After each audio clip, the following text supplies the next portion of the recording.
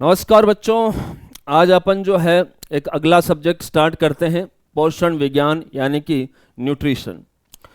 तो पोषण विज्ञान में सबसे पहली शब्दावली आती है कि पोषण क्या है, न्यूट्रिशन क्या है, इसके बारे में अपन जानते हैं। न्यूट्रिशन यानी कि पोषण क्या होता है। ठीक। तो पोषण में क्या होता है कि कुछ तो केमिकल रिएक्शन होती हैं, कुछ तो रासायनिक प्रक्रियाएं होती हैं, कुछ फिजियोलॉजिकल प्रोसेस होता है, शारीरिक प्रक्रियाएं। ये सब प्रक्रियाएं, रासायनिक अभिक्रिया और फिजियोलॉजिकल प्रोसेस मिल करके जितना भी खाद्य पदार्थ है, जितना भी खाद्य पदार्थ आप अंदर लेते हो, उस खाद्य पदार्थ को या तो शरीर के ऊतकों में बदल देगा या फिर शरीर की अन्य गतिविधियों में परिवर्तित कर दे। आपके खाने को आपने रोटी खाई है, चपाती खाई है, उसको उससे या तो शरीर के टिश्यूज ऊतक बना दे, या आपकी गतिविधियों का मतलब जैसे मैं आपको पढ़ा रहा हूं तो मुझे ऊर्जा चाहिए, मैं हाथ हिला रहा हूं तो मुझे ऊर्जा चाहिए। वो ऊर्जा मिलेगी किससे? किससे मिलेगी? खाने से मिलेगी। और उसको ये रासायनिक अभिक्रिया या फिजियोलॉजिकल प्रोसेस जो इसको परिवर्तित कर दें, वो सारा का सारा क्या कहलाता है? पोषण कहलाता है। पोषण में क्या क्या पढ़ोगे? भोजन के अंतःग्रहण से लेकर भोजन का पाचन, भोजन का अवशोषण, भोजन का वितरण, उपापचय के दौरान बने हुए अनुपयोगी और अपशिष्ट पदार्थों का शरीर से बाहर निकालने तक की सारी प्रक्रियाएं जो हैं वो पोषण में पढ़ी जाएगी। किसमें पढ़ी जाएंगी? पोषण के अंदर। तो परिभाषा में लिख सकता हूं कि पोषण जो है यह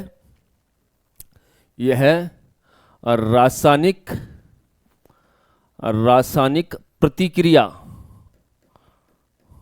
प्योर हिंदी यूज कर रहा हूं मैं, रासायनिक प्रतिक्रिया या फिजियोलॉजिकल, शारीरिक प्रोसेस, शारीरिक प्रक्रिया को क्या बोलते हैं? फिजियोलॉजिकल प्रोसेस के द्वारा खाद्य पदार्थ को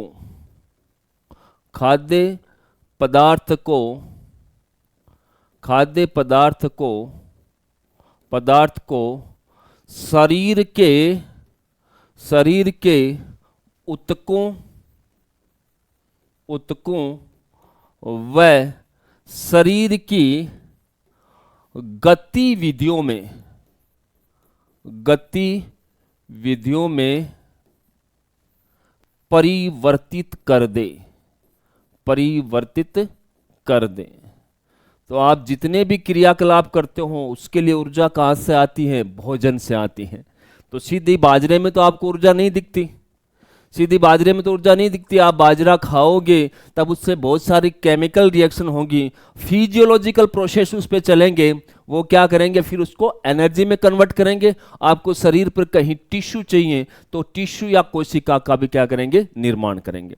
तो ये सारी प्रक्रिया, ये सारी केमिकल एंड फिजियोलॉजिकल प्रोसेस जो होता है, जो फीड स्टफ को किसमें? टिश्यूज और एनर्जी में कन्वर्ट कर देता है, ये सारा प्रोसेस जो है वो पोषण कहलाता है। जिसमें अपन किस किस चीज का अध्ययन करेंगे? पोषण के अंदर अपन किस किस का अध्ययन करेंगे? पोषण के अंदर मैंने आपको बताया है कि पोषण में कहां से स्टार्ट करोगे? भोजन तो पढ़ना ही पढ़ना है, फिर भोजन का अंतःग्रहण,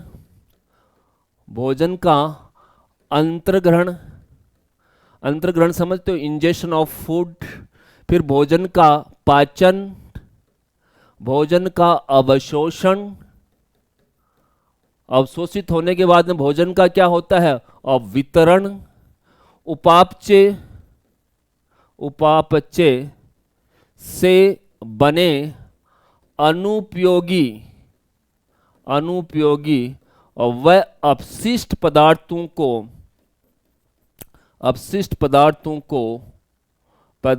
को शरीर से बाहर निकालना।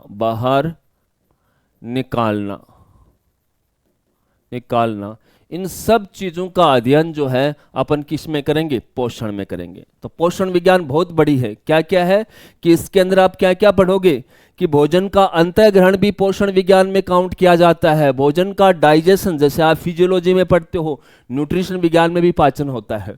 ठीक है, वो अलग बात है कि ये पाचन अपने को एक ही जगह पढ़ना होता है तो अपन फिजियोलॉजी में ही पढ़ लेते हैं। ठीक है, अवशोषण भी वहीं पढ़ लेते हैं, भोजन का वितरण भी क्या करते हैं, फिजियोलॉजी में पढ़ लेते हैं। लेकिन ये पोषण का क्या है, भाग है।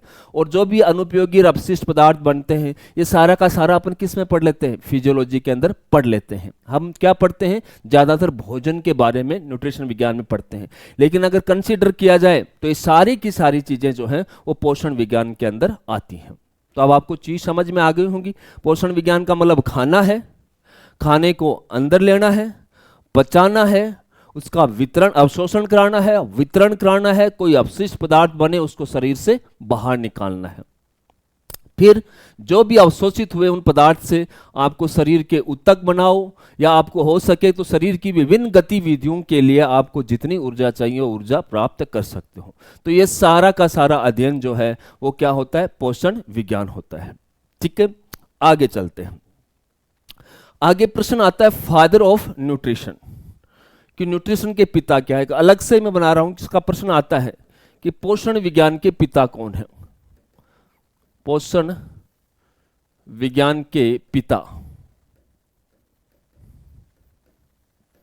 फादर ऑफ न्यूट्रिशन, प्रश्न आता है फादर ऑफ न्यूट्रिशन कौन है। न्यूट्रिशन, तो पोषण विज्ञान के पिता जो है वो कौन है, एंटोनी लेवोजियर। तो मैं इसको एक ही नाम लिखता हूं, ज्यादातर अपन किस नाम से याद रखते हैं, लेवोजियर। कौन है, लेवोजियर। तो ये प्रश्न आपको याद रखना है, कई बार वन वर्ड प्रश्न होता है कि फादर ऑफ न्यूट्रिशन कौन है। फादर ऑफ न्यूट्रिशन कौन है, एंटोनी लेवोजियर है। ठीक है, अब अपन सबसे पहला टॉपिक पढ़ते हैं, क्या, composition of plant and animal body. सबसे पहला पोषण विज्ञान का जो है वो टॉपिक आता है कंपोजिशन ऑफ, इंग्लिश में लिख देता हूं फिर हिंदी लिख दूंगा, composition of plant and animal body. ठीक है, तो इसको अपन लिखते हैं हिंदी में, पादप व जंतु शरीर का संगठन अपन सबसे पहले पढ़ेंगे। ठीक है, पादप और जंतु शरीर में संगठन में क्या डिफरेंस है ये सारी अपन जानेंगे। ठीक है, इससे पहले अपने को एक पॉइंट पढ़ना पड़ेगा जो महत्वपूर्ण है, factor affecting composition of forage. चारे की रासायनिक संगठन को प्रभावित करने वाले कारक। कोई आपको कहीं कोई यूट्यूब पर नहीं मिलेगा ये मैटर, ये सिर्फ मेरे पास ही मिलता है। ठीक है, तो ये चीज़ आपके सिलेबस में है लेकिन ज़्यादातर लोग पढ़ाते नहीं है, लेकिन अब मैं पढ़ाऊंगा, आपको हर चीज़ पढ़ानी है। ठीक है, तो अगला कौन सा है, पहला पॉइंट, इसके अंदर पहला पॉइंट लेंगे, ये आपका बड़ा टॉपिक हो गया। इसमें पहला पॉइंट लेते हैं, factor affecting composition of forage. जानवरों को क्या खिलाओगे, फॉरेज, चारा ही तो खिलाओगे। तो इसका हिंदी मतलब है कि चारे के रासायनिक संगठन को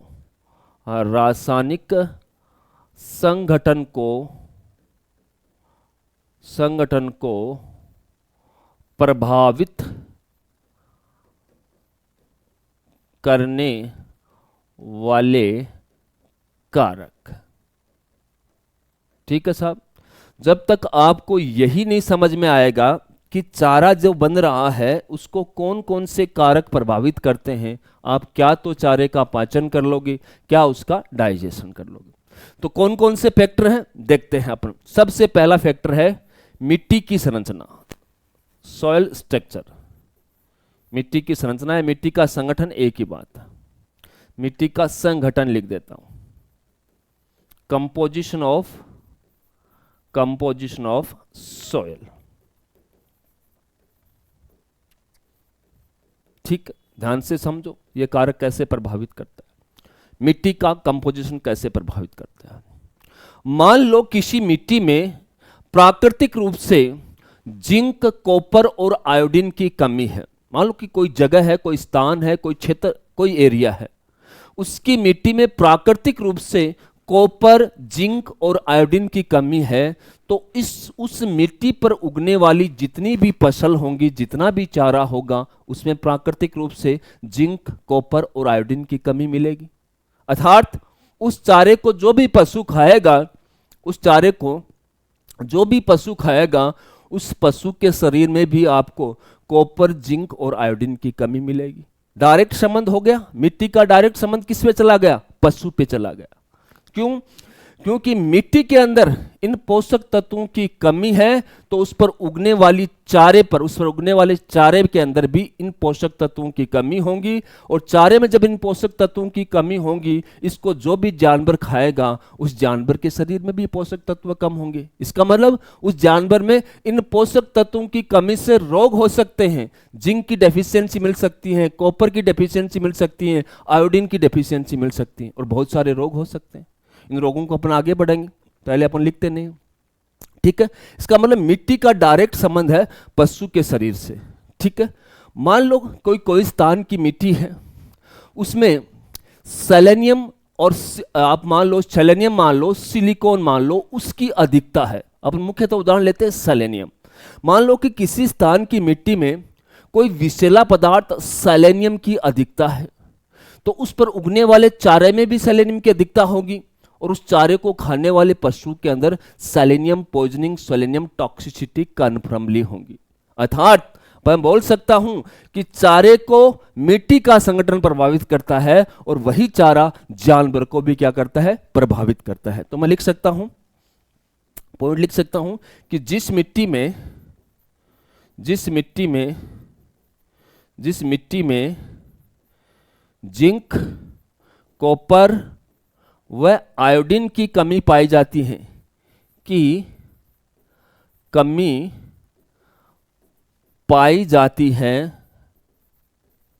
तो उस मिट्टी पर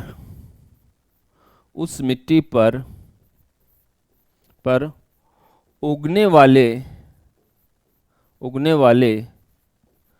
चारे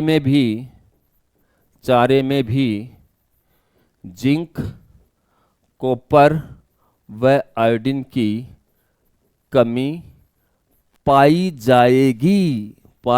जाएगी। इसीलिए तो गवर्नमेंट कई बार आपको बोलती हैं कि भाई साहब अपनी मिट्टी को चेक करवा लो।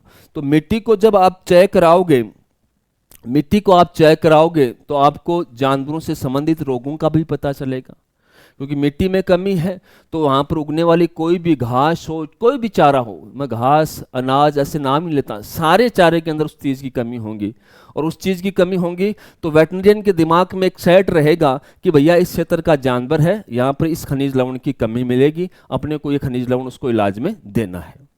और कहीं अधिकता, जैसे सिलिकॉन और फ्लोराइड, आपने तो ऐसे फ्लोराइड का मैं उदाहरण देता हूँ, ऐसे कई गाँव हैं जिनके पानी में फ्लोराइड की मात्रा ज़्यादा होती है।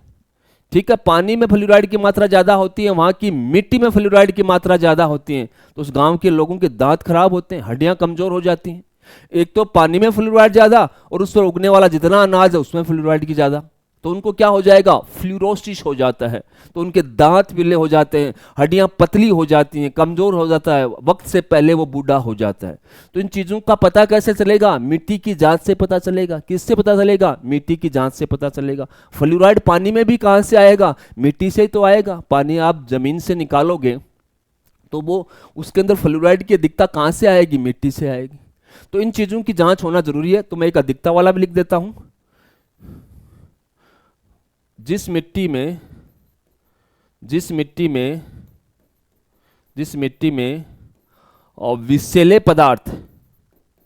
विषैले पदार्थ जैसे सेलेनियम और फ्लोराइड की अधिकता है तो उस पर उगने वाले चारे में भी इनका विषैला प्रभाव रहेगा, विषैला प्रभाव रहता है।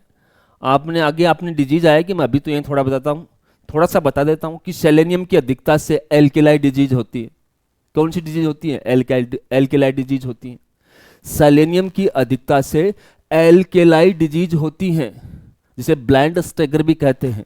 वो एल्केलाई डिजीज किसकी वजह से हुआ? क्योंकि वहां की मिट्टी में सेलेनियम ज्यादा था, तो वहां पर उगने वाली हर घास, हर फसल के अंदर, हर चारे के अंदर सेलेनियम की अधिकता थी। उसको पशु ने खाया और सेलेनियम टॉक्सिसिटी से ग्रसित हो गया। ठीक है, तो ये आपका पहला फैक्टर है जो प्रभावित करता है। ठीक है, अब चलते हैं दूसरे फैक्टर पर, खाद व उर्वरकों का उपयोग, उसका क्या प्रभाव पड़ता है। दूसरा चलते हैं, खाद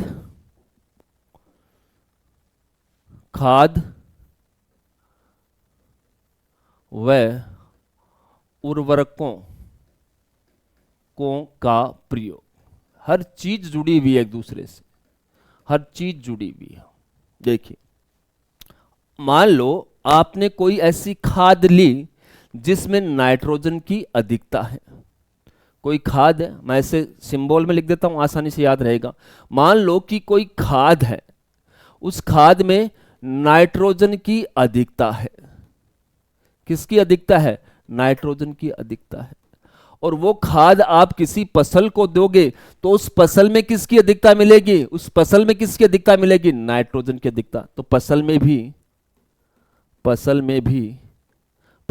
भी नाइट्रोजन की अधिकता मिलती है।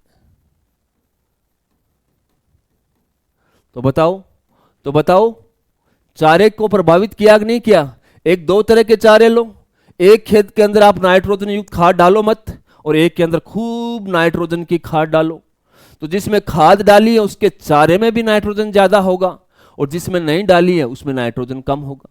तो ये कंसीडरेशन आपको रखना है, आपको इलाज करना है तब ये कंसीडरेशन दिमाग में रखना है भैया, रखना है दिमाग के अंदर कि ये जो किसान है, ये जो भी फसल काम में ले रहा है उसमें नाइट्रोजन युक्त कोई खाद जैसे यूरिया काम में तो नहीं ले रहा। अगर काम में ले रहा है तो दिमाग के अंदर रखना है कि उसके चारे में भी नाइट्रोजन की अधिकता होगी।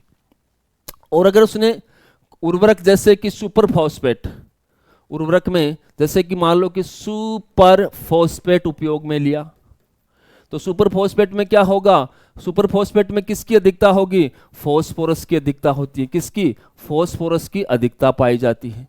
किसकी अधिकता पाई जाती है? फॉस्फोरस की। और इस पर जिस भी फसल में डालोगे उस फसल में भी किसकी अधिकता होगी? फॉस्फोरस की। तो फसल में भी फॉस्फोरस की अधिकता पाई जाती है।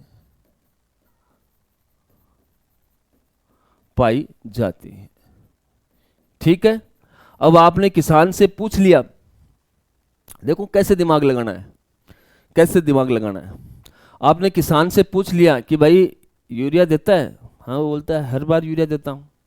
तो उसकी फसल में नाइट्रोजन की अधिकता है, तो पशु को बाहर से ज्यादा प्रोटीन देने की जरूरत ही नहीं है। अरे प्रोटीन देने की जरूरत ही नहीं है, उस चारे में प्रोटीन खूब हो गई। प्रोटीन कैसे होगी? नाइट्रोजन ज्यादा हो गया। और आपको पता ही है रूमिनेंट जानवर नाइट्रोजन को किस में कन्वर्ट कर लेते हैं? पेट में प्रोटीन में कन्वर्ट कर लेते हैं। दिमाग में क्लियर आया ना, सोचने के लिए बाध्य हुए।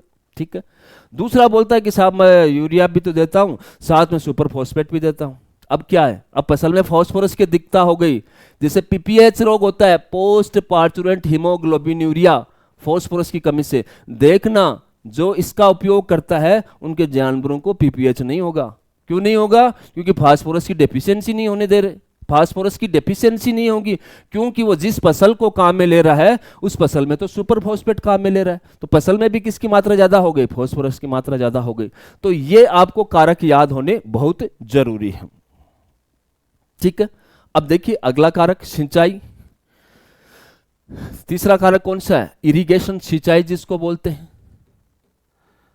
तो याद रखिए, फसल की जितनी ज्यादा सिंचाई करोगे फसल में अवशोषण उतना ही अधिक बढ़ेगा। और विशेषकर जिस फसल में अच्छी सिंचाई की हुई है उस फसल में कैल्शियम का अवशोषण सर्वोत्तम होता है। तो अब क्या आइडिया आएगा आपके पास?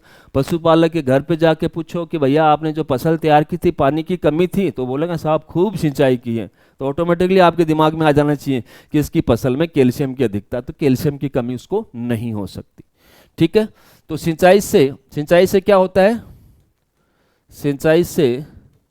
सिंचाई से फसलों में फसलों में फसलों में अवशोषण की क्षमता बढ़ती है। विशेषकर विशेषकर विशेषकर सिंचाई नहीं, अधिक सिंचाई से। सिंचाई तो सामान्य वर्ड हो गया ना, इसमें ज्यादा सिंचाई करवा रहा हूं। अधिक सिंचाई से कैल्शियम का अवशोषण बढ़ जाता है। आपको कहीं यूट्यूब में नहीं मिलेगा ये सामान, कोई नहीं पढ़ाता ये। ठीक है, तो ये क्या होता है? कैल्शियम का अवशोषण बढ़ जाता है। इसका मतलब सिंचाई भी जो है वो फसलों को क्या करती है? प्रभावित करती है। ठीक है, अगला कारक देखिए, वृद्धि की अवस्था और कटाई की आवृत्ति, वो कैसे प्रभावित करती है? देखिए 4 नंबर का है, वृद्धि की अवस्था व कटाई की आवृत्ति। बड़े ध्यान से समझना है, बहुत महत्वपूर्ण पार्ट है ये। देखो, आज आपने पादप लगाया, ठीक है, पादप का अंकुरण हुआ, आप जिस खेत में हल लगाया उसमें से अंकुरित होकर आपकी फसल जो है, जो भी पादप वो बाहर आने लग जाएगा। धीरे धीरे वो वृद्धि करने लगेगा, और एक अवस्था ऐसी आएगी जिसे पुष्पन अवस्था कहते हैं। पादपों में तो होता है वृद्धि करता है फिर फूल खिलते हैं, जिसे पुष्पन अवस्था कहते हैं। तो वो पुष्पन अवस्था आएगी। फिर बाद में देखो, इसको समय को 2 भागों में बांटता हूं, पुष्पन से पहले और पुष्पन के बाद में। मैंने बांट दिया, पादप निकला जमीन से, वृद्धि करी, फिर पुष्पन करा, पुष्पन से फल लगेंगे, उसमें बीज बनेंगे, यही तो होता है। तो मैंने एक अवस्था को बांट दिया कि पुष्पन से पहले और पुष्पन के बाद में। तो याद रखिए, न्यूट्रिटिव वैल्यू, पोषक मान फ्लावरिंग से पहले पादप में ज्यादा होता है।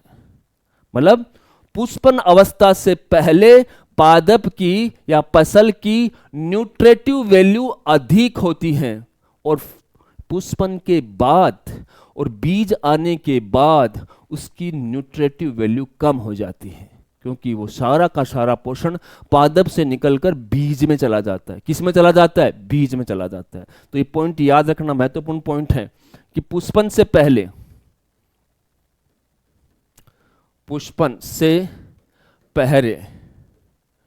जिसे कई बार इंग्लिश में बोलते हैं प्री मतलब पहले फ्लावरिंग, इंग्लिश में क्या बोलते हैं?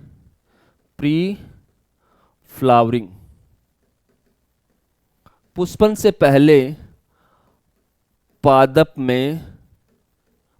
में न्यूट्रिटिव वैल्यू, इंग्लिश लिख दी मैं, हिंदी भी लिख दूंगा, न्यूट्रिटिव ऑफ वैल्यू, पोषक मूल्य अधिक होता है, पोषक मूल्य अधिक होता है। और अगला पॉइंट क्या लिखेंगे? पुष्पन के बाद, किसके बाद? पुष्पन के बाद। अब उसको प्री बोला है तो इंग्लिश में इसको क्या बोलेंगे? Post flowering stage. कौन सी स्टेज? Post flowering stage. पादप में पुष्पन के बाद वह बीज आने के बाद पादप में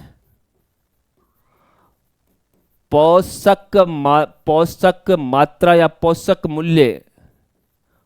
मूल्य कम हो जाता है।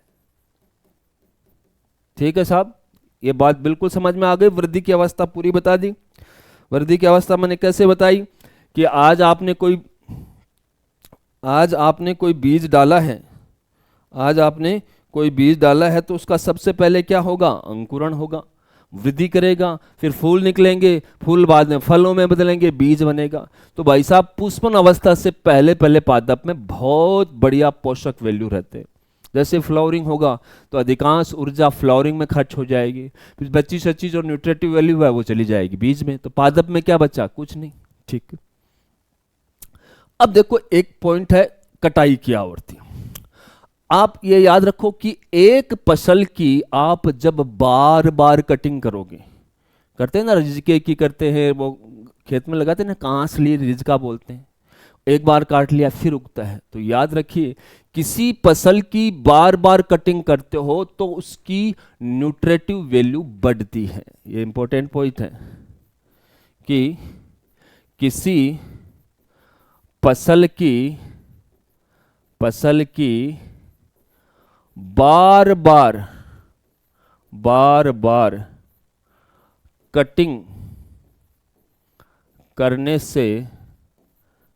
से पोषक मूल्य यानी कि न्यूट्रिटिव वैल्यू, पोषक मूल्य यानी कि न्यूट्रिटिव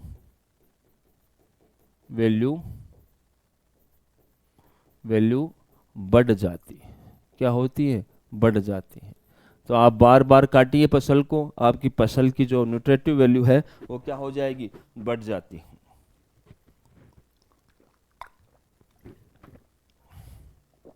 तो देखा ये दोनों चीज चारे के कंपोजिशन को प्रभावित कर रही है ना।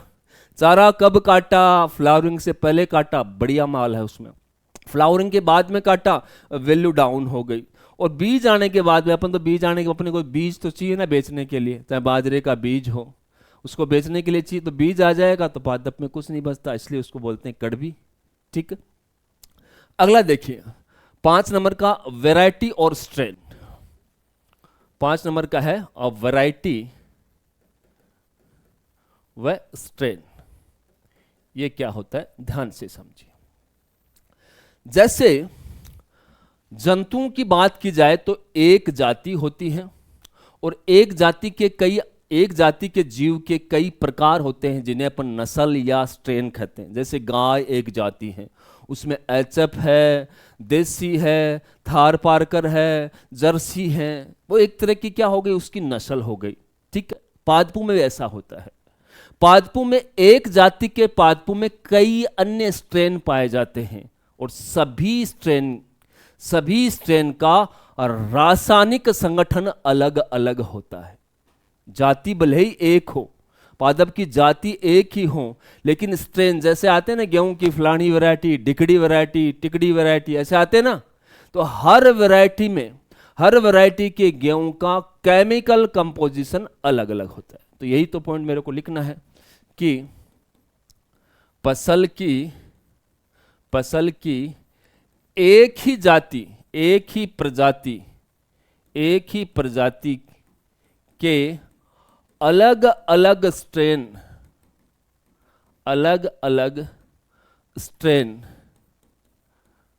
स्ट्रेन्स का रासायनिक संगठन, केमिकल कंपोजिशन क्या होता है, अलग अलग होता है, अलग अलग होता है। ठीक है, तो ये 5 कारक हैं जो फसल को क्या करते हैं, प्रभावित करते हैं। ठीक है साहब, अब आगे चलते हैं। अब महत्वपूर्ण पॉइंट ही पॉइंट चलेंगे जो आपको कोई बताता है, कोई टीचर नहीं बताता, वो मैं किसी का कुछ बोलना नहीं चाहता, लेकिन आपको पढ़ना है।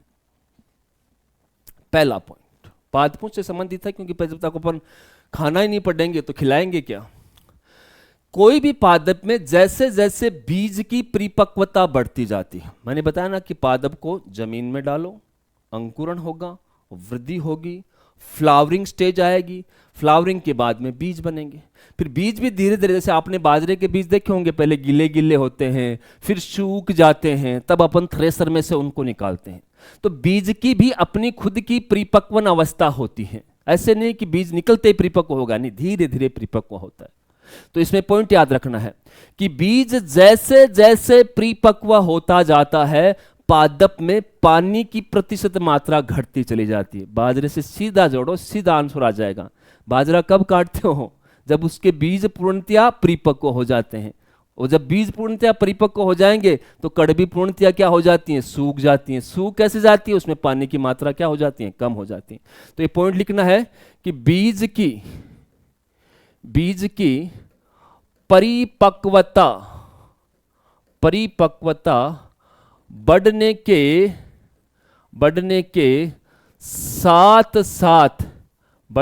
साथ साथ पादप में पानी की मात्रा, ये प्रश्न आते हैं भाई साहब, पानी की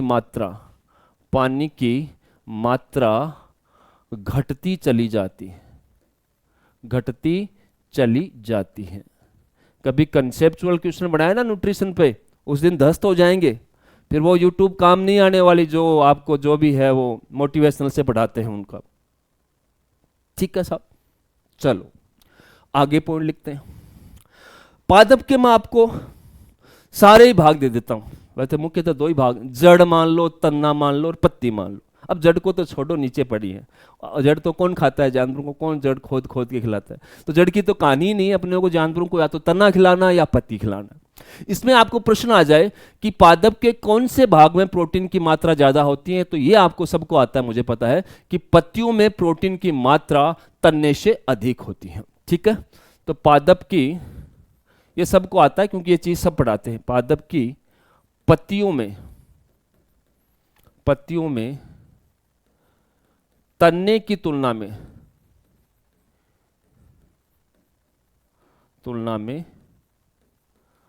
प्रोटीन की मात्रा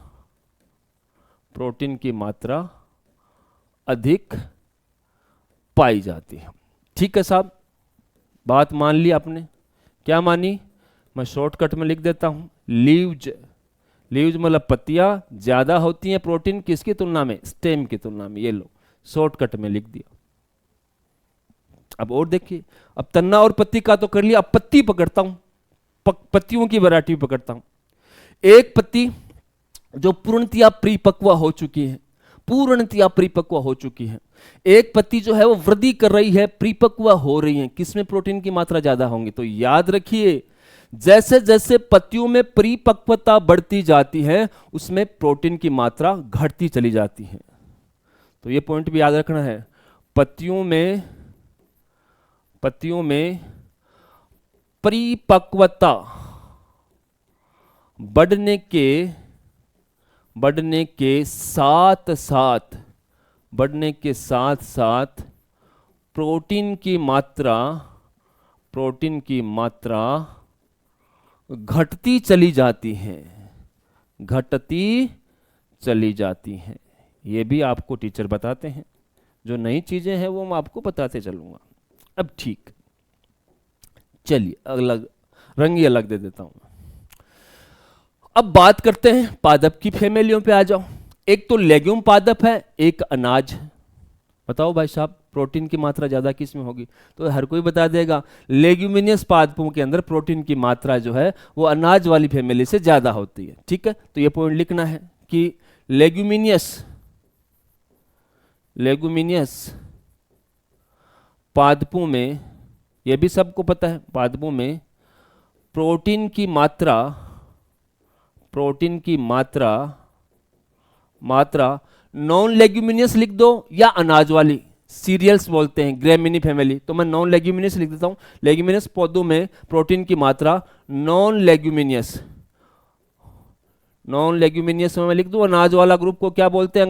अनाज को क्या बोलते हैं? सीरियल्स। इंग्लिश में क्या बोलते हैं? सीरियल्स बोलते हैं। फैमिली कौन सी है? ग्रेमिनी है, बॉटनी पढ़ना। तो नॉन लेग्यूमिनियस पादपों में, लेग्यूमिनियस पौधों में प्रोटीन की मात्रा नॉन लेग्यूमिनियस पादपों से अधिक होती है, इसकी भी वजह है, आज वजह भी बताऊंगा मैं, रटवाऊंगा नहीं। जो लेग्यूमिनियस पादप होते हैं उनकी जड़ों में गांठें पाई जाती हैं, और गांठों में एक जीवाणु पाया जाता है सहजीवी के रूप में, जिसे राइजोबियम जीवाणु कहा जाता है। और वो राइजोबियम जीवाणु क्या करता है? नाइट्रोजन स्थिरीकरण, नाइट्रोजन फिक्सेशन का कार्य करता है। नाइट्रोजन फिक्सेशन का मतलब वातावरण से नाइट्रोजन को पकड़ेगा और पादप के शरीर में डाल देगा। तो जितना ज्यादा नाइट्रोजन जाएगा उतनी ही ज्यादा प्रोटीन बनेगी। प्रोटीन है क्या? नाइट्रोजन ही तो है। तो जितना ज्यादा नाइट्रोजन का फिक्सेशन होगा उतनी ज्यादा प्रोटीन बनेगी।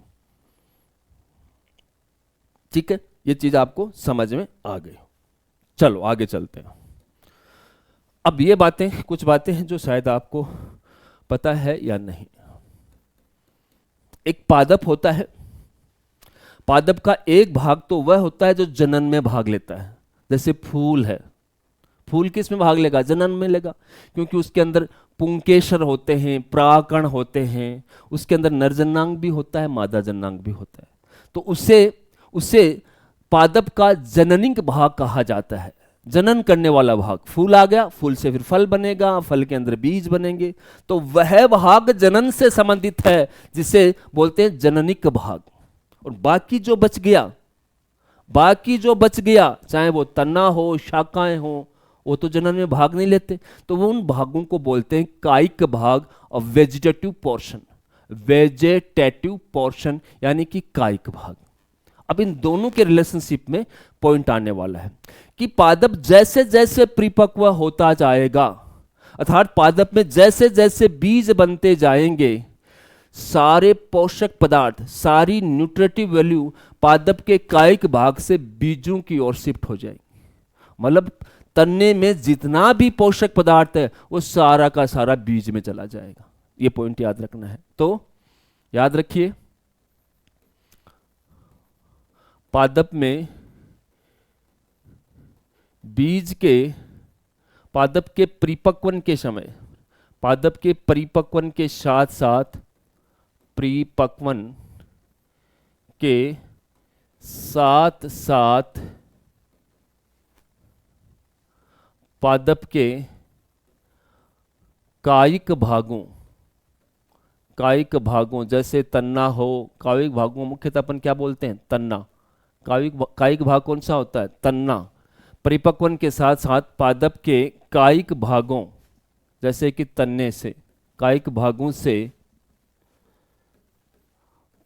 पोषक पदार्थ बीज की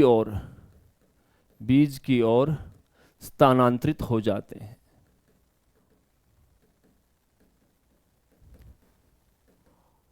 तो इससे क्या होगा भाई साहब? तन्ने की तो पोषक वैल्यू बेचारे की क्या हो जाएगी? कम हो जाएगी, और बीज की पोषक वैल्यू क्या हो जाएगी? बढ़ जाएगी। तो ये आपको ध्यान रखना है। ठीक, अब आ जाओ, प्रोटीन की बात हो गई, अब थोड़ी चर्बी की बात करते हैं कि पादप के वही भाग हैं, पादप का तन्ना है, जड़ से अपने को कुछ लेना देना नहीं, वो जमीन में पड़ी है। पादप के तन्ने और पत्तियों में आपसे पूछा जाए कि फैट की मात्रा किस में ज्यादा होती है, तो हमेशा याद रखिए पत्तियों में ज्यादा होती है। फिर कंपैरिजन किया जाए पत्ती और बीज में, किस में फैट की मात्रा ज्यादा होती है, तो बीज में हमेशा फैट की मात्रा ज्यादा होती है। तो मैं लिख सकता हूं फैट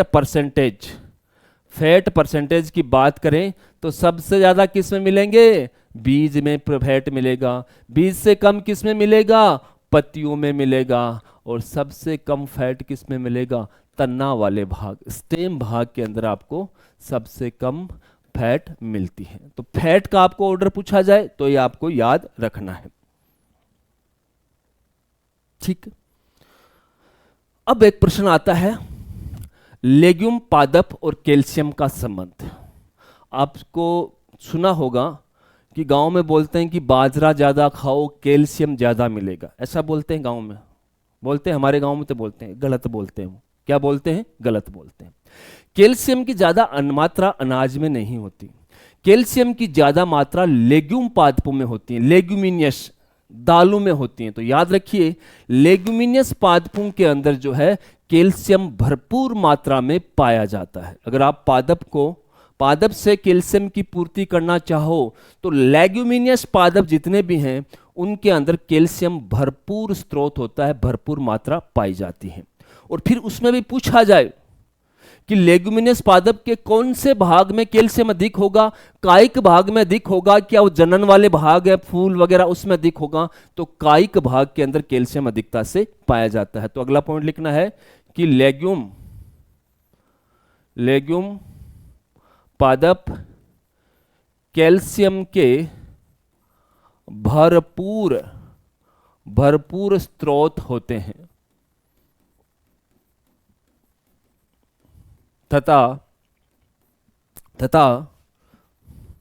लेग्यूम पादपों में कैल्शियम अधिकता से कायिक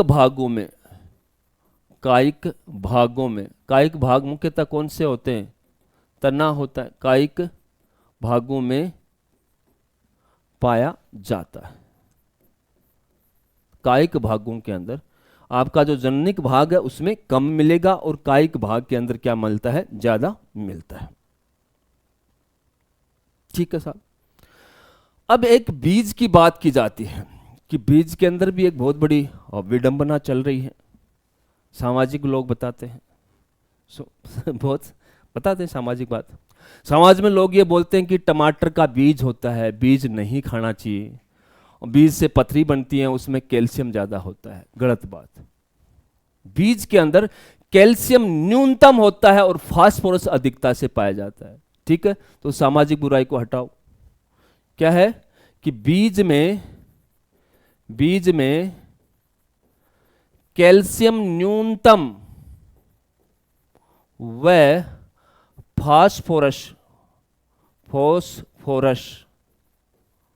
फास्फोरस अधिकता से पाया जाता है।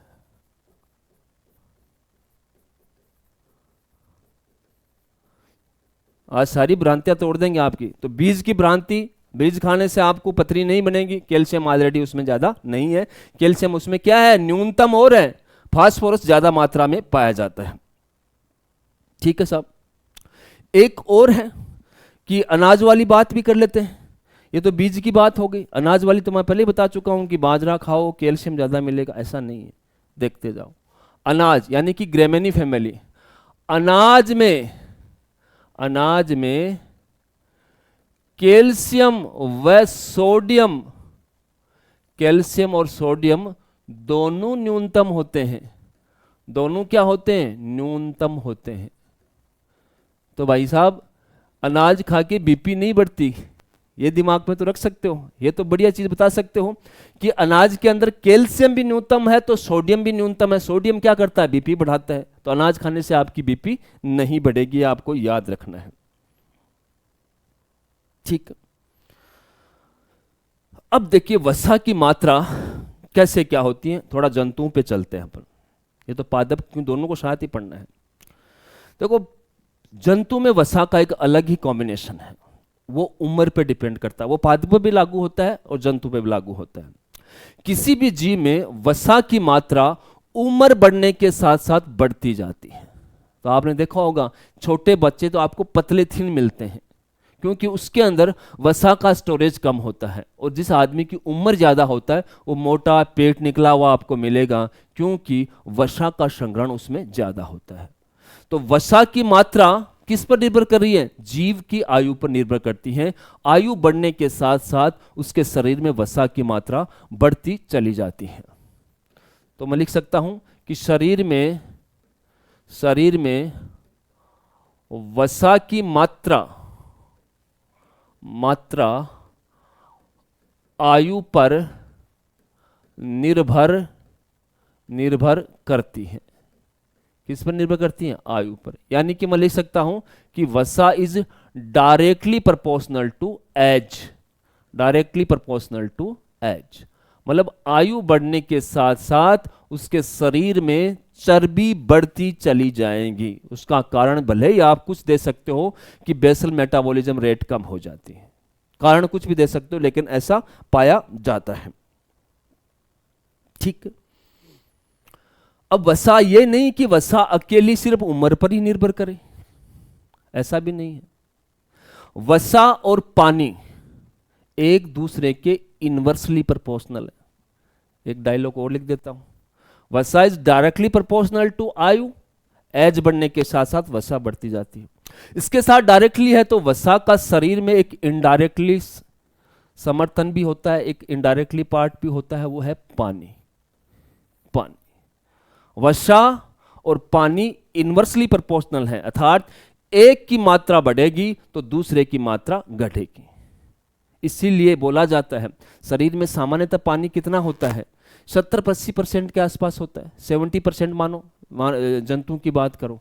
लेकिन बहुत ज्यादा मोटा आदमी हो, बहुत ज्यादा मोटा आदमी हो, अर्थात जिसमें चर्बी ज्यादा हो, उसके शरीर में 40% से भी कम पानी पाया जाता है। क्यों? क्योंकि दोनों इनवर्सली प्रोपोर्शनल है। तो मैं लिख सकता हूं कि बहुत मोटे, बहुत मतलब बहुत ही मोटे, बहुत मोटे जानवर में 40% से भी कम पानी पाया जाता है। ये तो अजब बात हो गई।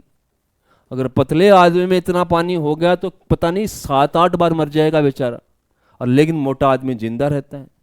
क्यों रहता है? क्योंकि वो इस सिद्धांत को पालना करता है। अगर चर्बी बढ़ी तो पानी कम होगा, और पानी बढ़ा तो चर्बी क्या हो जाएगी? कम हो जाएगी।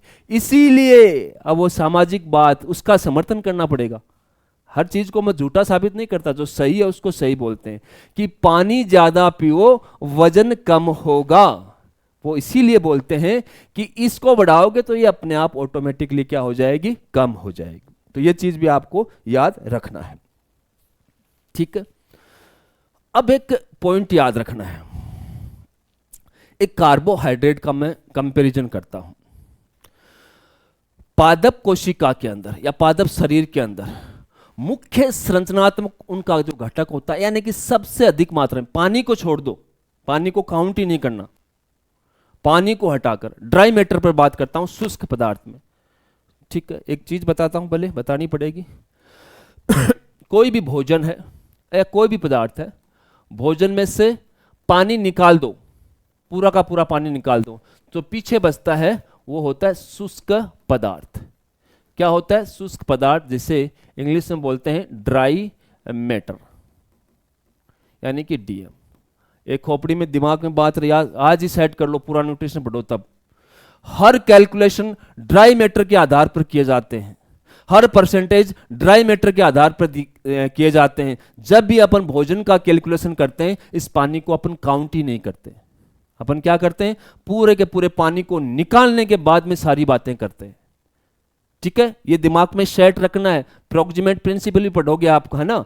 तो पानी का बिल्कुल भी अपने को कहीं पर भी भोजन का निर्माण करना हो, पानी का रोल अपन नहीं लेते, ठीक है। पानी का क्या पढ़ना, पानी है वो बाहर से पिलाओ चाहे अंदर रहे, एक ही बात है।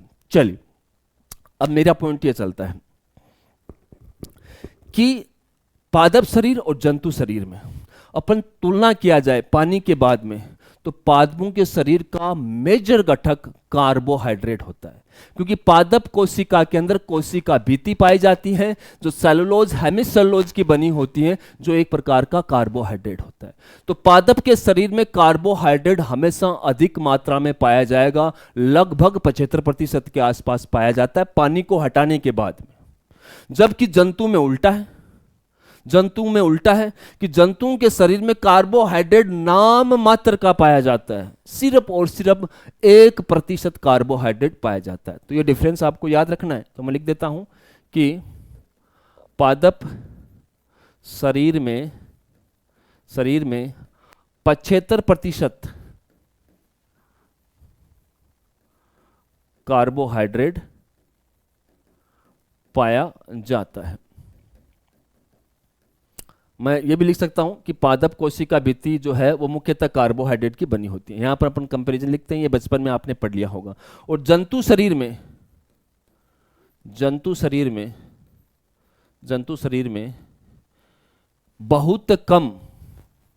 बहुत कम भी कितना, लगभग 1% ही पूरा नहीं, 1% कार्बोहाइड्रेट पाया जाता है, कार्बोहाइड्रेट पाया जाता है,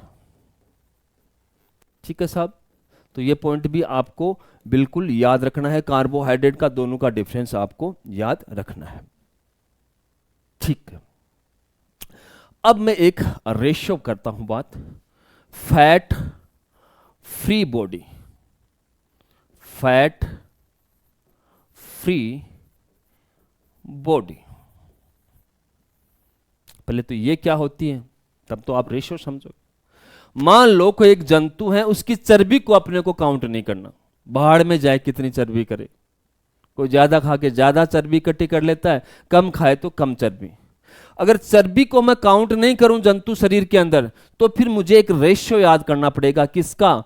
पानी का, प्रोटीन का और राख का। राख में क्या होते हैं? खनिज लवण होते हैं। यह अनुपात होता है 19:5:1। 19:5:1 होता है, जो आपको याद रखना है।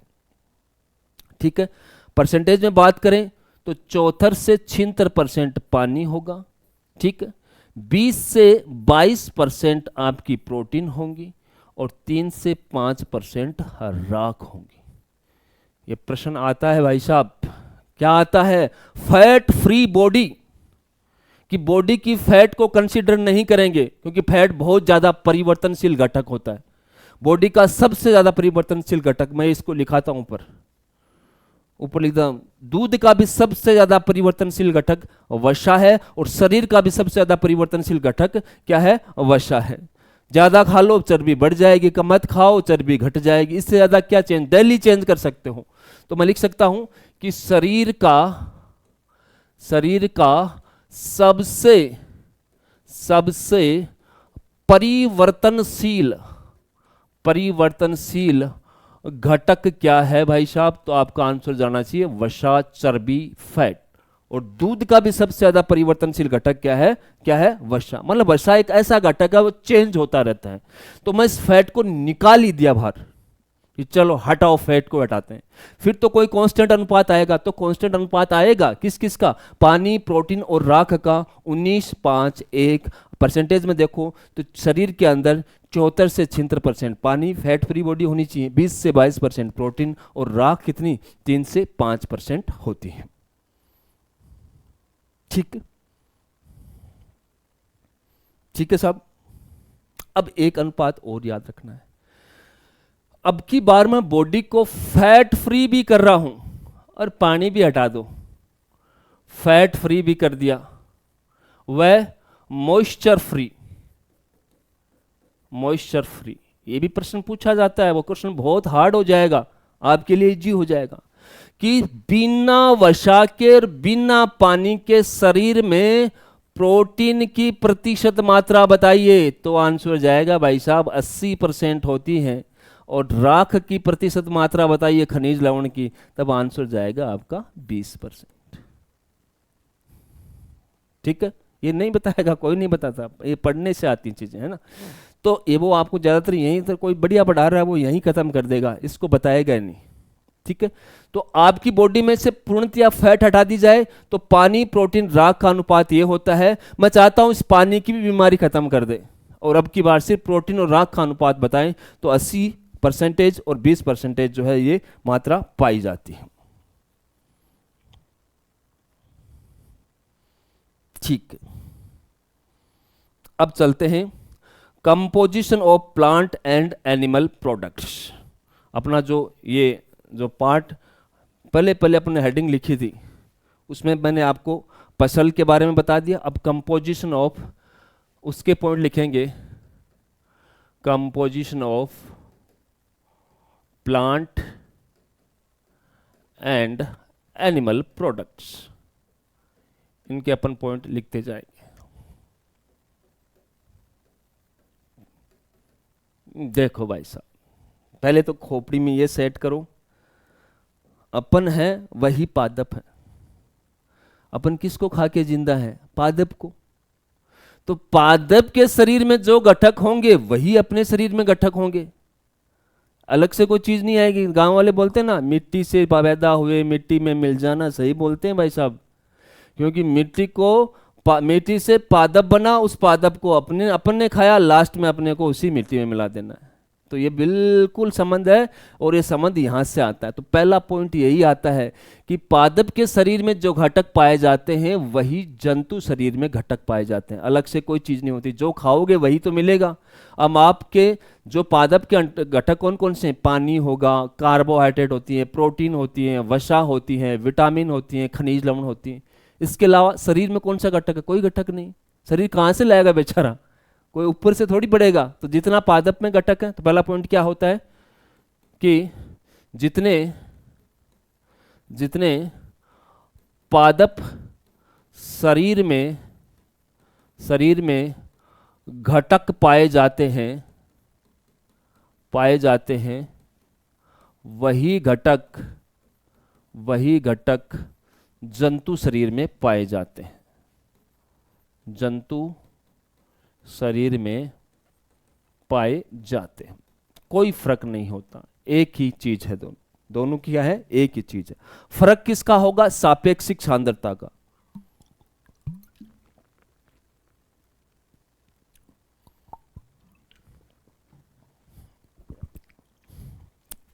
फिर फर्क किसका होगा? मात्रा का फर्क होगा।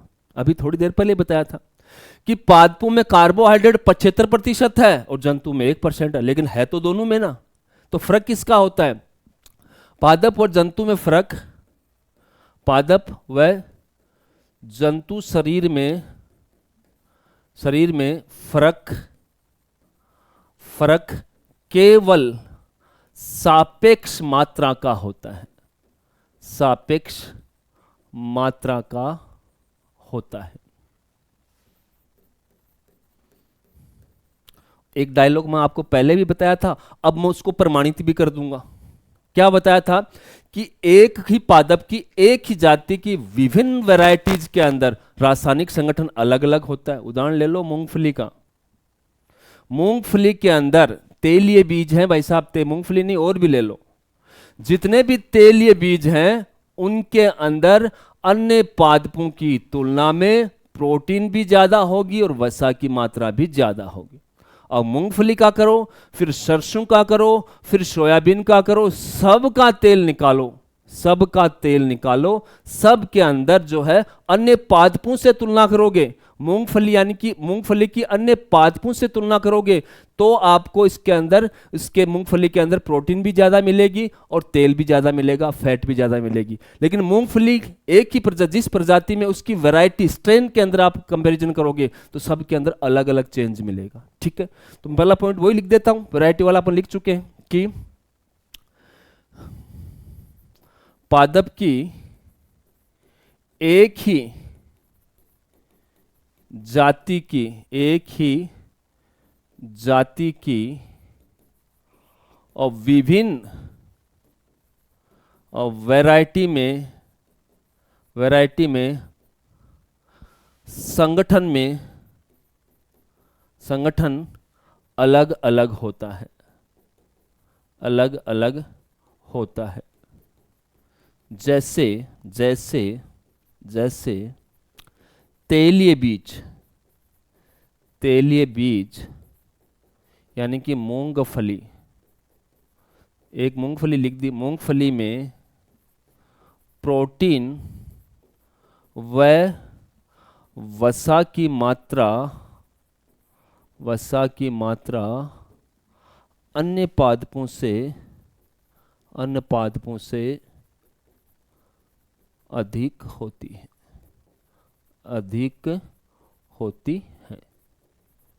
ठीक है, तो ये डिफरेंस आपको याद रखना है। ठीक है, एक डिफरेंस मैं आपको बता चुका हूं कार्बोहाइड्रेट का, दोबारा लिख देते हैं कार्बोहाइड्रेट का शॉर्टकट में। कार्बोहाइड्रेट का देखें तो जंतु शरीर में कार्बोहाइड्रेट कितना होता है? लगभग 1%। और पादप शरीर में क्या होता है?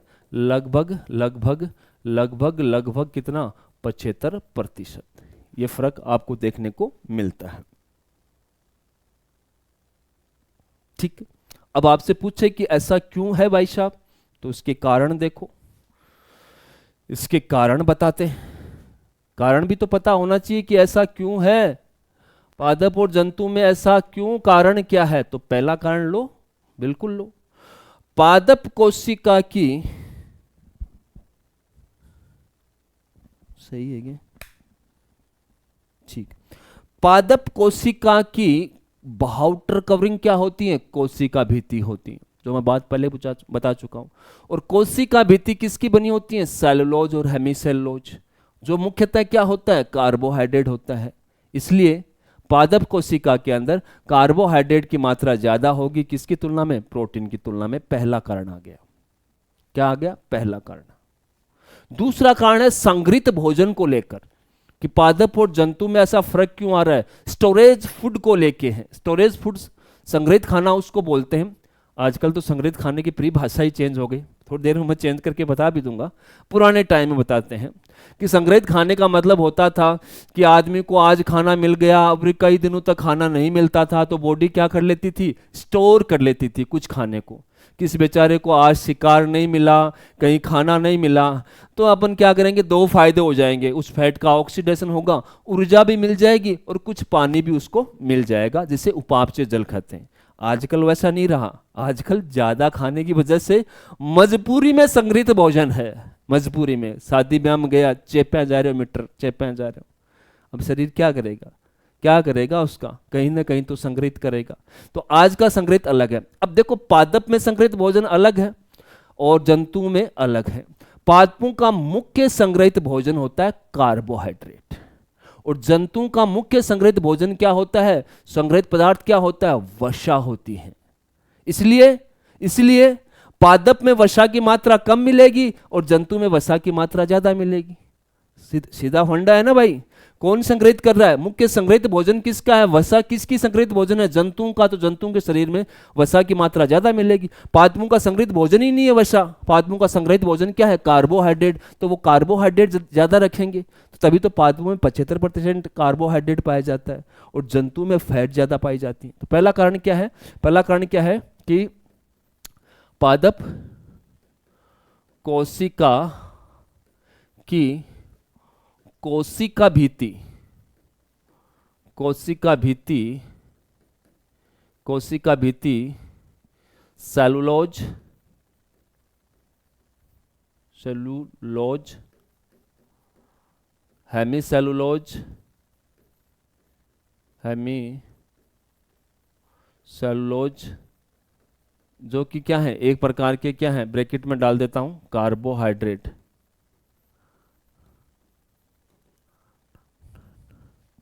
की बनी होती है। और कोशिका भित्ति प्लांट सेल की आउटर कवरिंग है। क्या है? आउटर कवरिंग, सबसे बाहर पाई जाने वाली संरचना है। अब जंतु शरीर के अंदर जो है कोशिका भित्ति होती नहीं। उनकी आउटर कवरिंग किसकी बनी हुई है? कोशिका झिल्ली की। और कोशिका झिल्ली के मुख्य संगठक क्या होते हैं? वसा और प्रोटीन होंगे। तो कार्बोहाइड्रेट ऑटोमेटिकली क्या हो गया? कम हो गया। जबकि आगे लिख सकता हूं, जबकि जंतु कोशिका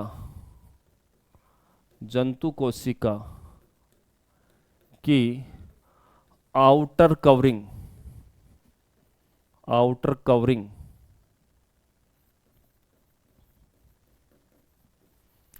कोशिका झिल्ली, जिसे इंग्लिश में बोलते हैं cell membrane, plasma lemma, plasma membrane, कई नाम है, कोशिका झिल्ली की बनी होती हैं,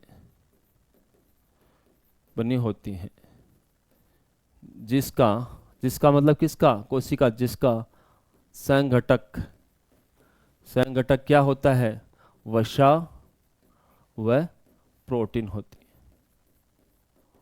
ये पहला कारण है दोनों में संगठन में फर्क होने का। दूसरा कारण देखिए, पादपों का मुख्य संग्रहित भोजन क्या होता है भाई साहब? क्या होता है? कार्बोहाइड्रेट होता है। क्या होता है? कार्बोहाइड्रेट। और कार्बोहाइड्रेट में पूछा जाए कि कौन सा कार्बोहाइड्रेट होता है, तो आपको सबको पता है बचपन से, स्टार्च होता है। ठीक है। और जंतुओं का जंतुओं का मुख्य संग्रहित भोजन क्या होता है? और वसा होती है। क्या होती हैं? वसा, यानी कि लिपिड या फैट होती हैं। क्या होती हैं? लिपिड या फैट होती है। तो ये दो कारण हैं जो कि पादप और जंतु शरीर के अंदर डिफरेंस करते हैं, कि इनकी वजह से इनमें डिफरेंस पाया जाता है। ठीक। अब देखिए, अब एक प्रश्न आपके ये भी आ सकता है, आपसे पूछा जा सकता है कि सब बातें ठीक हैं आपकी कि वसा ज्यादा होती। कई बार पूछ भी ले डाटा के बेस पर, आपको पूछा जाए कि पादप शरीर में वसा कितनी होती है, तो याद रखिए, डाटा याद रख लीजिए। पादप शरीर में वसा बहुत कम मात्रा में 4 से 5% वसा पाई जाती है। क्योंकि डाटा अगर याद हो तो आप टिक कर देते हो, वरना टिक नहीं कर पाते। आगे चलिए, अगला एक पॉइंट यूं आता है कि पादप हो या जंतु हो, उसमें नाइट्रोजन युक्त पदार्थ कौन से होते हैं। तो आप दिमाग लगाओ कि अपने जितने भी पानी, कौन कौन से पदार्थ होते हैं अपने शरीर में? पानी, कार्बोहाइड्रेट, प्रोटीन, वसा, विटामिन, खनिज लवण, ये सारी चीजें होती। इनमें नाइट्रोजन किस में पाया जाएगा? प्रोटीन में पाया जाएगा। तो आपसे प्रश्न पूछा जाए कि मुख्य नाइट्रोजन युक्त पदार्थ कौन सा है, चाहे पादप शरीर हो चाहे जंतु शरीर हो, तो आंसर जाएगा प्रोटीन। इसके अलावा पादप शरीर हो चाहे जंतु शरीर हो, उसमें एक नाइट्रोजन युक्त अन्य पदार्थ भी पाया जाता है, और उसका नाम है न्यूक्लिक अम्ल। डीएनए व आरएनए, याद करो जब मैंने डीएनए पढ़ाया था, जब नाइट्रोजन युक्त क्षार लिखाई थी। न्यूक्लियोटाइड से डीएनए किसका बना होता है? न्यूक्लियोटाइड से। और न्यूक्लियोटाइड के संगठक में क्या क्या पाया जाता था? एक शर्करा, एक नाइट्रोजन क्षार, एक फॉस्फेट। तो ये नाइट्रोजन क्षार क्या है? इसमें नाइट्रोजन की बनी हुई रिंग पाई जाती है। तो आपसे पूछ लिया जाए कि नाइट्रोजन युक्त यौगिक कौन से पाए जाते हैं जंतु में, तब तो आंसर आपका सही है कि प्रोटीन और न्यूक्लिक अम्ल दोनों होंगे। लेकिन प्रश्न ये आ जाए ज्यादा मात्रा में क्या पाया जाता है? प्रोटीन। तो मुख्य नाइट्रोजन युक्त पदार्थ क्या होगा? प्रोटीन होगा। तो मैं बोल सकता हूं कि पादप व जंतु शरीर में नाइट्रोजन युक्त पदार्थ, तब आपका आंसर क्या जाना चाहिए? कौन सा जाना चाहिए? कि भाई साहब प्रोटीन भी होती है व न्यूक्लिक अम्ल भी होता है, न्यूक्लिक एसिड भी होता है। अब न्यूक्लिक एसिड कौन कौन से होते हैं? DNA, RNA. और प्रश्न थोड़ा घुमा दे कि पादप व जंतु शरीर में मुख्य नाइट्रोजन युक्त पदार्थ कौन से हैं? तो भैया प्रोटीन अधिक मात्रा में पाई जाती हैं, तो अब की बार आपका आंसर क्या जाएगा? प्रोटीन पर जाएगा। किस पे जाएगा? प्रोटीन पर जाएगा। ठीक है साहब।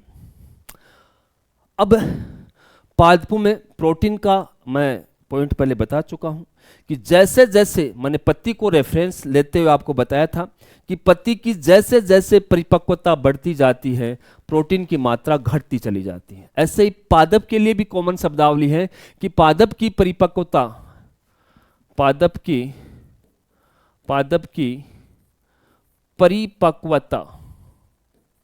परिपक्वता, एरो का मतलब बढ़ती जाए, तो प्रोटीन की मात्रा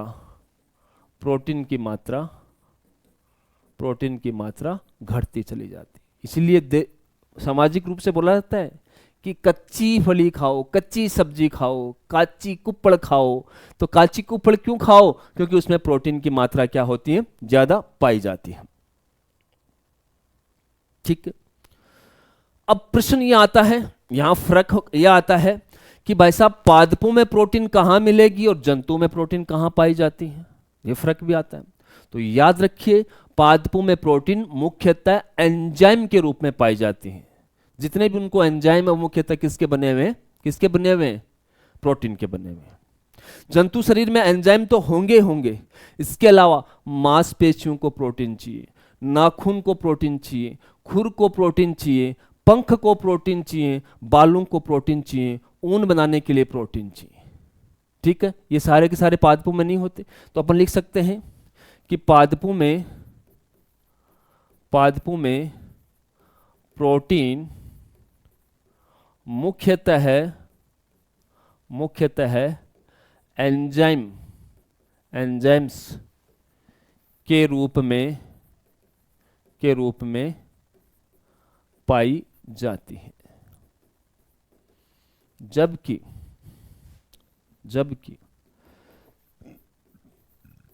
जबकि जंतु शरीर में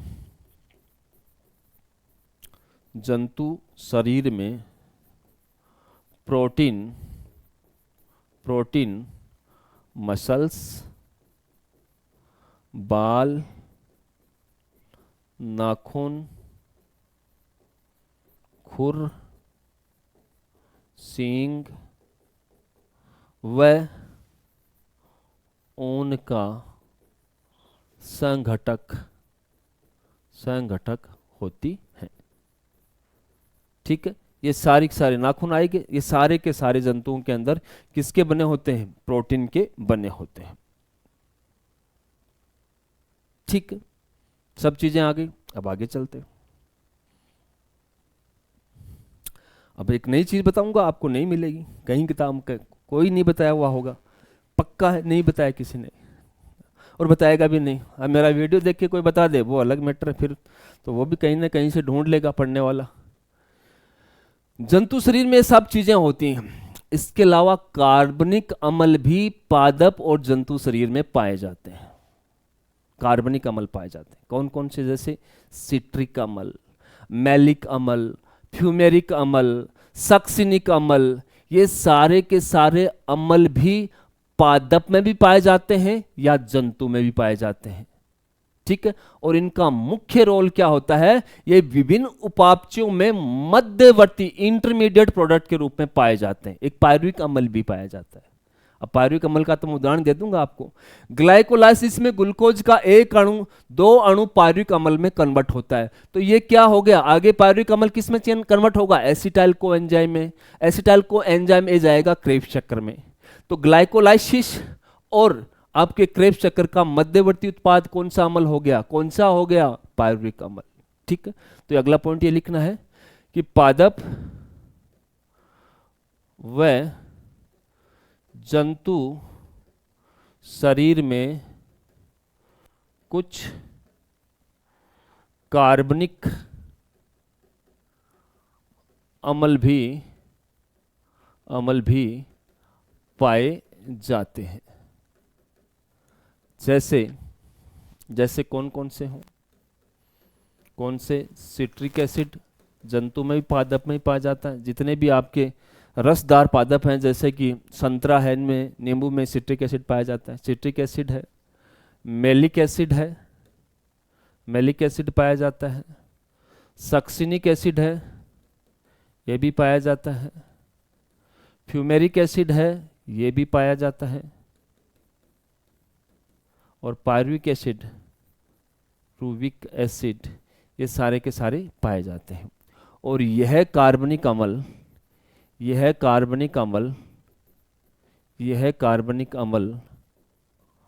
और विभिन्न उपापचय क्रियाओं में मध्यवर्ती, इंटरमीडिएट, इंग्लिश में मध्यवर्ती को क्या बोलते हैं? इंटरमीडिएट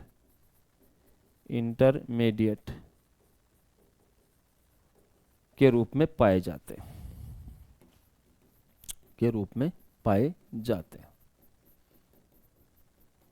ठीक है, तो ये याद रखना, ये कार्बनिक अम्ल भी पादप और जंतु शरीर का घटक होते हैं।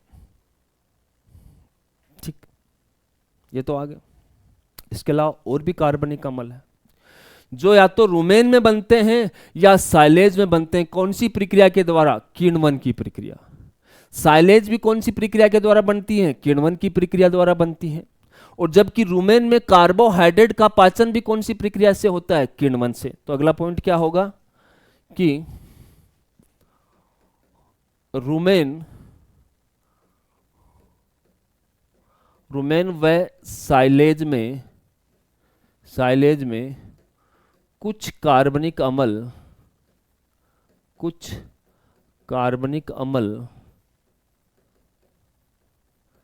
किण्वन की, वो किण्वन से नहीं बने थे, पहले वाले उदाहरण किण्वन से नहीं बने थे, मैंने किण्वन शब्द यूज नहीं किया है, लेकिन रुमेन और साइलेज में कुछ कार्बनिक अम्ल किण्वन की प्रक्रिया से बनते हैं।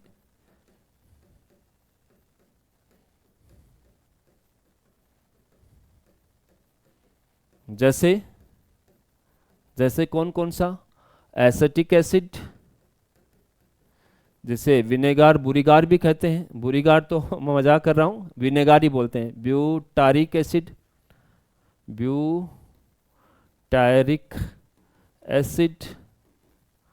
प्रोपियोनिक एसिड और लैक्टिक एसिड। और कौन सा है? Lactic acid. ये रुमेन में मिलेंगे आपको, किण्वन की प्रक्रिया से बनेंगे, और साइलेज में भी किण्वन की प्रक्रिया से बनते हैं। ठीक है साहब, अब कहानी करते हैं, विटामिन पे आ जाओ। को जंतु का शरीर जो है वो विटामिन संश्लेषण के लिए सीमित होता है। देखो, सामान्यतः पादप शरीर में विटामिन नहीं पाई जाती, ये भी आपको झटका लगेगा। क्या लगेगा? झटका लगेगा। और सामान्यतः है पादप विटामिन बनाता भी नहीं है, उसको जरूरत भी नहीं है। फिर अपना क्या होगा? लेकिन कुछ एंजाइम्स होते हैं पादपों के अंदर, उन एंजाइम को सक्रिय करने के लिए विटामिन की जरूरत पड़ती है। और पादपों की इतनी औकात है कि वो खुद की विटामिन खुद बना लेते हैं।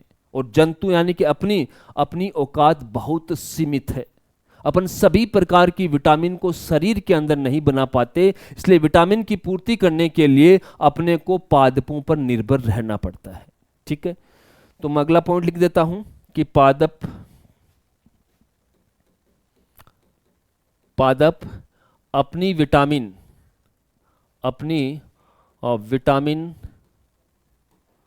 खुद बना लेते हैं।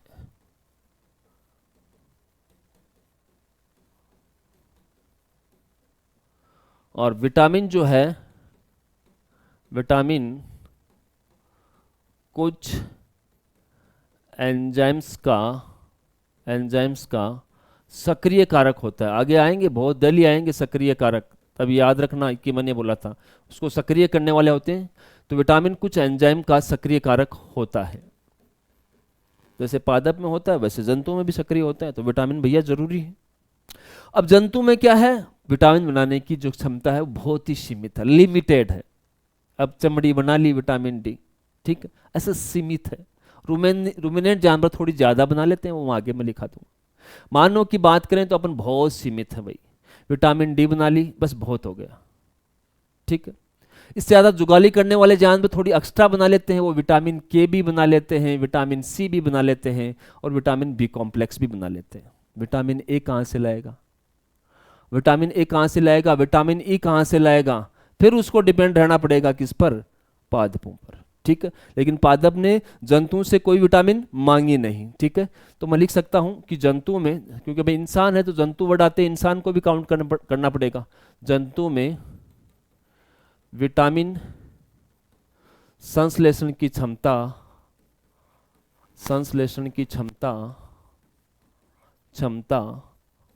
सीमित होती है। सीमित का मतलब बहुत कम होती है, सीमित होती है, लिमिटेड होती है। ठीक है, सीमित होती है। इसलिए अपनी विटामिन की पूर्ति कहां से करते हैं? पादपों से। इसलिए अपनी विटामिन की पूर्ति बाह्य स्रोत से करते हैं। बाह्य स्रोत कुछ भी हो सकता है, बाह्य स्रोत से करते हैं। उसमें पादप भी होता है। अब कई बार बाह्य स्रोत मुझे क्यों लिखना पड़ा?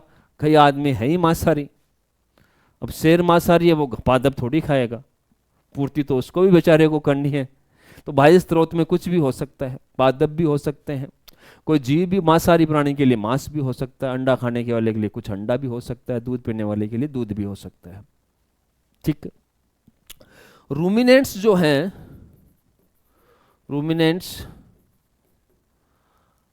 Ruminants of vitamin C, vitamin B complex व विटामिन के का निर्माण और रूमेन में कर लेते हैं, का निर्माण और रूमेन में कर लेते हैं। इसका मतलब रूमिनेंट को ज्यादा लोड नहीं है, रूमिनेंट को विटामिन की ज्यादा लोड नहीं है, वो अपनी खुद बना लेते हैं। डी चमड़ी में बना लेगा, बाकी की बनी हुई है बना ही रहा है। विटामिन ए और ई तो बची, उसकी पूर्ति किसी न किसी स्रोत से वो कर लेगा। तो ये भी आपको ध्यान रखना है। चलिए, अब आता है अकार्बनिक पदार्थ पादप और जंतु शरीर में क्या होते हैं। अकार्बनिक पदार्थ क्या होते हैं? अकार्बनिक पदार्थ, पहले तो इनकी परिभाषा समझनी जरूरी है कि क्या होते हैं। अकार्बनिक पदार्थ क्या होते हैं? नाम से तो ये समझ में आ रहा है कि जिसमें कार्बन नहीं हो वो कैसे हैं? अकार्बनिक पदार्थ है। लेकिन ओरिजिनल परिभाषा क्या है? कार्बन, हाइड्रोजन, ऑक्सीजन और नाइट्रोजन तत्वों को छोड़कर जितने भी अन्य पदार्थ हैं, जितने भी अन्य खनिज लवण हैं, वो सारे के सारे कैसे हैं? अकार्बनिक पदार्थ हैं। तो कार्बन, हाइड्रोजन, ऑक्सीजन व नाइट्रोजन को छोड़कर